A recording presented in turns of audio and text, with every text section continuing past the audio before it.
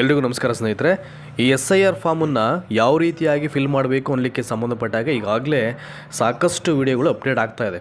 ಆದರೂ ಕೂಡ ಇವತ್ತಿಗೂ ತುಂಬ ಜನ ಯಾವ ಥರ ಫಿಲ್ ಮಾಡಬೇಕು, ಲೆಫ್ಟ್ ಕಾಲಮಲ್ಲಿ ಯಾವ್ದು ಬರೀಬೇಕು, ರೈಟ್ ಕಾಲಮಲ್ಲಿ ಯಾವ್ದು ಬರೀಬೇಕು ಮತ್ತು ಬಾಟಮ್ ಕಾಲಮಲ್ಲಿ ಯಾವ್ದು ಬರೀಬೇಕು, ಇನ್ನೂ ಕೂಡ ಸ್ಟಿಲ್ ಗೊಂದಲವನ್ನು ಅವ್ರು ಹೇಳ್ತಾನೆ ಇದ್ದಾರೆ ತಮ್ಮ ಕಮೆಂಟ್ ಸೆಕ್ಷನಲ್ಲಿ. ಈಗ ನಾನು ಮೊನ್ನೆ ಒಂದು ವೀಡಿಯೋ ಮಾಡಿ ಅಪ್ಲೋಡ್ ಮಾಡಿದೆ ನಾನು. ದಟ್ ಈಸ್ 2002ರ SIR ವೋಟರ್ ಲಿಸ್ಟ್ ಡೀಟೇಲ್ಸನ್ನು ಯಾವ ರೀತಿಯಾಗಿ ಡೌನ್ಲೋಡ್ ಮಾಡಬೇಕು ಆನ್ಲೈನ್ ಮುಖಾಂತರ ಅಂತ ಅಂದ್ಬಿಟ್ಟು ಒಂದು ಸ್ಕ್ರೀನ್ ರೆಕಾರ್ಡ್ ಮಾಡಿ ಸರಿಯಾದ ರೀತಿಯಲ್ಲಿ ಎಲ್ಲರಿಗೂ ಅರ್ಥ ಆಗಿ ಅದನ್ನು ಆ ವಿಡಿಯೋ ಅಪ್ಲೋಡ್ ಮಾಡಿದ್ದೀನಿ. ನೀವು ಬೇಕಾದರೆ ಡಿಸ್ಕ್ರಿಪ್ಷನ್ ಬಾಕ್ಸಲ್ಲಿ ಲಿಂಕ್ ಕೊಡ್ತೀನಿ, ಚೆಕ್ ಮಾಡಿ ನೀವು ಇನ್ನೊಂದ್ಸಲ ವಾಚ್ ಮಾಡ್ಬೋದು. ಹಾಗೆಯೇ ಇದೇ ವಿಡಿಯೋದ ಐ ಕಾರ್ಡಲ್ಲಿ ಹಾಕ್ತೀನಿ ಮತ್ತು ಹೆಂಡ್ ಸ್ಕ್ರೀನಲ್ಲಿ ಕೂಡ ಕೊಡ್ತೀನಿ ಲಿಂಕನ್ನು, ನೀವು ಕ್ಲಿಕ್ ಮಾಡಿ ಅದನ್ನು ನೋಡೋ ಪ್ರಯತ್ನಗಳು ಮಾಡಿ. ಸೊ ಈಗೇನಾಗಿದೆ, ಏನಕ್ಕೆ ಇವೆಲ್ಲ ಕನ್ಫ್ಯೂಷನ್ಸ್ ಸ್ಟಾರ್ಟ್ ಆಗುತ್ತೆ ಅಂತಂದರೆ, ನೀವೇನು ಮಾಡಬೇಕು, ಯಾವಾಗಲೂ ಅಥೆಂಟಿಕೇಟ್ ಚಾನಲ್ಸ್ ಅಂತ ಏನಿರುತ್ತೆ ಅವುಗಳನ್ನು ವಾಚ್ ಮಾಡಬೇಕು. ಅದಾಗಲ್ಲ ಅಂತಂದರೆ ಚುನಾವಣಾ ಆಯೋಗದ ಅಧಿಕಾರಿಗಳಾಗಲಿ, ಚುನಾವಣಾ ಆಯೋಗದ ಆಯುಕ್ತರಾಗಲಿ ಅವರೇ ಏನು ಮಾಡ್ತಾರೆ, ನೇರವಾಗಿ ವಾಹಿನಿಗಳ ಮುಖಾಂತರವಾಗಿ ಲೈವ್ ಬಂದು ಎಲ್ಲವನ್ನು ಹೇಳ್ತಾರೆ. ಈಗ ನಾನು ಅಷ್ಟೇ, ನಾನು ಏನು ಮಾಡ್ತೀನಿ ಅಂತಂದರೆ ಆ ಮಾಹಿತಿಯನ್ನು ಕ್ರೋಢೀಕರಿಸಿ ಹೇಳೋ ಪ್ರಯತ್ನ ಮಾಡ್ತೀನಿ, ಯಾರಿಗೂ ಗೊಂದಲ ಆಗ್ಬಾರ್ದು ಅಂತ ಅಂದ್ಬಿಟ್ಟು. ಈಗಾಗಲೇ ಸಾಕಷ್ಟು ಬಾರಿ ಹೇಳಿದ್ರು ಕೂಡ.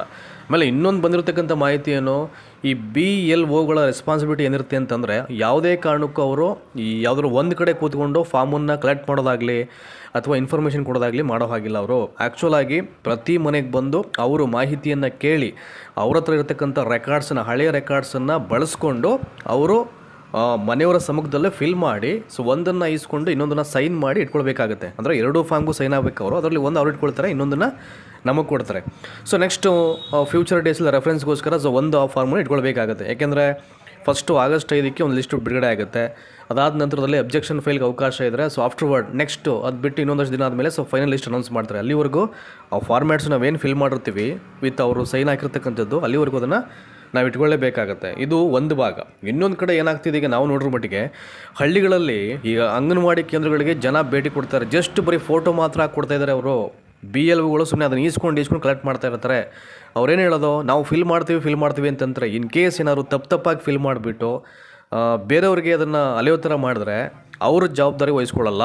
ಮತದಾರ ಅಂತ ಯಾರಿರ್ತಾನೆ ಅವನು ಫೇಸ್ ಮಾಡಬೇಕಾಗುತ್ತೆ. ತನ್ನ ಮತವನ್ನು ಉಳಿಸ್ಕೊಳ್ಳೋಕ್ಕೆ ಅದಕ್ಕೆ ಪೂರಕವಾದ ಡಾಕ್ಯುಮೆಂಟ್ಸನ್ನು ಪ್ರೊವೈಡ್ ಮಾಡಿ ಅವನು ಅಲಿಬೇಕಾಗುತ್ತೆ.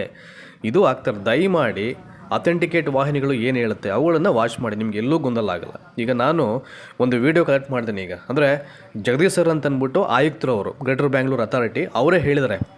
ಸೊ ಎಡಭಾಗ ಮತ್ತು ಬಲಭಾಗದಲ್ಲಿ ನೀವು ಯಾವ ಥರ ವಿಷಯಗಳನ್ನು ಫಿಲ್ ಮಾಡಬೇಕು, ನೀವು ಹೇಗೆ ಫಿಲ್ ಮಾಡಬೇಕು ಮತ್ತು ಬಾಟಮ್ ಕಾಲಮಲ್ಲಿ ಹೇಗೆ ಫಿಲ್ ಮಾಡಬೇಕು ಅಂತ ಅವರೇ ಹೇಳಿದ್ದಾರೆ. ಸೊ ದಯಮಾಡಿ ಅವ್ರಿಗೆ ಏನು ಹೇಳಿದರೆ ನೀವೇ ಒಂದು ಸಲ ವಾಚ್ ಮಾಡಿ. ಇದಾದ ನಂತರದಲ್ಲಿ ಮತ್ತೆ ಯಾವುದೇ ಗೊಂದಲಕ್ಕೆ ಒಳಗಾಗಬೇಡಿ. ಒಂದಿಷ್ಟು ಸ್ಟಿಕನ್ ಆಗಿ ಕ್ಲಿಯರ್ ಕಟ್ಟಾಗಿ ಹೇಳ್ತಾರೆ, ಆಯಿತಾ? ಹಾಗಾಗಿ ದಯಮಾಡಿ ಲೆಟ್ಸ್ ವಾಚ್ ದಟ್ ವಿಡಿಯೋ. ಹೇಳಿ ನೋಡಿ ಸರ್, ಲೆಫ್ಟ್ ಸೈಡ್ ಅಲ್ಲಿ ಇಂದಿನ ವಿಶೇಷ ಸಮಗ್ರ ಪರಿಷ್ಕರಣೆ ಮತದಾರರ ಪಟ್ಟಿಯಲ್ಲಿನ ಮತದಾರ ವಿವರಗಳು ಅಂತ ಇದೆಯಲ್ಲ, ಹೌದು. ಬಲಗಡೆ ಇಂದಿನ ವಿಶೇಷ ಸಮಗ್ರ ಪರಿಷ್ಕರಣೆ ಮತದಾರ ಪಟ್ಟಿಯಲ್ಲಿನ ಮತದಾರರ ಸಂಬಂಧಿಯ ವಿವರಗಳು ಅಂತ ಇದೆ. ಇದನ್ನ ನೀವು ಪಬ್ಲಿಕ್ ತುಂಬಾ ಕನ್ಫ್ಯೂಸ್ ಆಗ್ತಾ ಇದೆ ಇದ್ರಲ್ಲಿ. ಈಗ ಇಷ್ಟೇನೆ ನಾನು ಹೇಳ್ತೇನೆ, ಅದನ್ನ ಕ್ಲಾರಿಫೈ ಮಾಡ್ತೀನಿ ನೋಡಿ. ಎಡಭಾಗದಲ್ಲಿ ಇರೋದು ನಿಮ್ದೇ ಇದ್ರೆ 2002ರಲ್ಲಿ ನಿಮ್ದಿದ್ರೆ ನೀವು ಬರೀಬೇಕು, ಅದು ಅಷ್ಟೇ ಸಾಕು, ಬೇರೆ ಏನು ಬರೆಯುವಂತ ಅವಶ್ಯಕತೆ ಇಲ್ಲ. ಯಾರ್ದು 2002ರಲ್ಲಿ ಇಲ್ವೋ ಅವ್ರ ಫಾದರ್ದು ಇರುತ್ತಲ್ಲ, ಅವರು ರೈಟ್ ಸೈಡಲ್ಲಿ ಬರೀಬೇಕು.